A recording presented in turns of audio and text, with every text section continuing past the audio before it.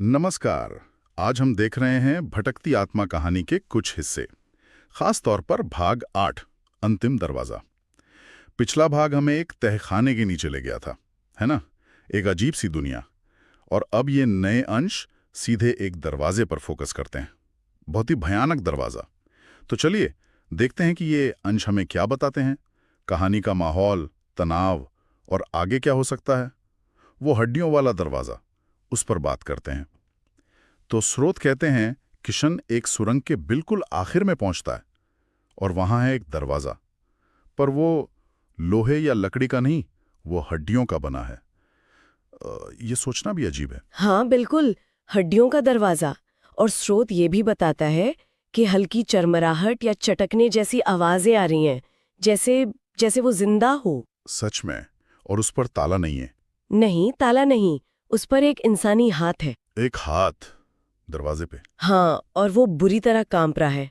बहुत अजीब और डरावना नजारा है ये। और जैसा आपने कहा, अजीब, ये सिर्फ डरावना नहीं है, इसका मतलब इसका प्रतीकात्मक बहुत गहरा लगता है। कर सकता है, या शायद किसी के बचे हुए अवशेष।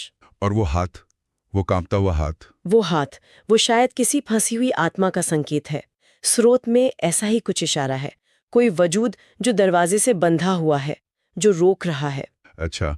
स्रोत ये भी कहता है कि ये दरवाजा मानसिक रूप से तोड़ने वाला है। बाप रे। तो शायद ये हाथ और दरवाजा मिलकर किसी गहरे बंधन को दिखाते हैं, पीड़ा को, जैसे जैसे कोई पुराना कर्म या अतीत का ताला हो जो जिंदा है। और माहौल को और डरावना बनाने के लिए वहां एक फुसफुसाहट भी है। हाँ, एक धीमी आवाज कहती है, अगर तू खोलेगा तो सब खो जाएगा। सीधी साफ चेतावनी। बिल्कुल। लेकिन किशन के लिए पीछे जाने का रास्ता तो है ही नहीं, स्रोत यही बताता है। हाँ, ये भी है। तो मतलब आगे बढ़ना ही है। लगता तो यही है, शायद यही उसकी नियति है। क्या ये वो आत्मा बनने की प्रक्रिया का हिस्सा हो सकता है, जैसा स्रोत में कहीं इशारा था? हो सकता है।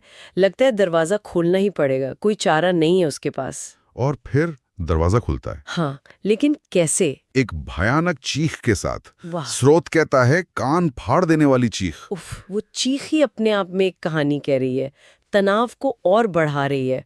और जैसे ही दरवाजा खुलता है, सबसे बड़ा सवाल खड़ा हो जाता है कि आखिर उसके पीछे है क्या। हाँ बिल्कुल, क्या होगा वहां? स्रोत हमें कुछ संभावनाएं देता है सोचने के लिए, जैसे कोई भूली हुई याद जिसे वो भूलना चाहता था, या शायद कोई पुराना पाप जिसका अब हिसाब होना है। या फिर किसी पिछले जन्म की कोई अधूरी कहानी जो पूरी होगी। और एक सबसे डरावना विचार जो स्रोत देता है, क्या वहां वो पहली आत्मा है? पहली आत्मा मतलब वो जिसने शायद बाकी सबको इस चक्र में बांध रखा है। ओहो, ये तो बहुत गहरा होता जा रहा है। हाँ, और ये सारे सवाल हमें सीधे अगले भाग की तरफ ले जाते हैं, जिसका नाम है जो कभी मरा ही नहीं। तो हमने देखा हड्डियों का दरवाजा जो जैसे सांस ले रहा हो, उस पे वो कांपता हुआ हाथ, एक डरावनी फुसफुसाहट वाली चेतावनी, और फिर चीख के साथ खुलने वाला दरवाजा, जिसके पीछे का रहस्य अभी बाकी है। हाँ, कहानी सही में एक बहुत ही रोमांचक मोड़ पर आ गई है। डर भी है और जानने की उत्सुकता भी। बिल्कुल। ये अंश कहानी के रहस्य और डर को आप कह सकती हैं कई गुना बढ़ा देते हैं।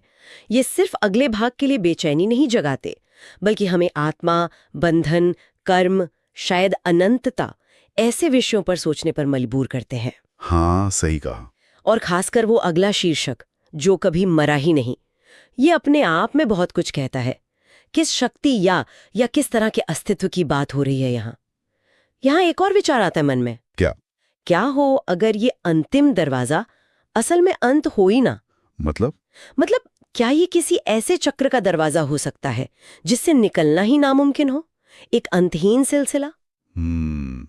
ये तो और भी भयानक है। और वो जो कभी मरा ही नहीं, ये उस शक्ति या उस मौजूदगी के बारे में क्या बताता है जो शायद दरवाजे के ठीक पीछे इंतजार कर रही है?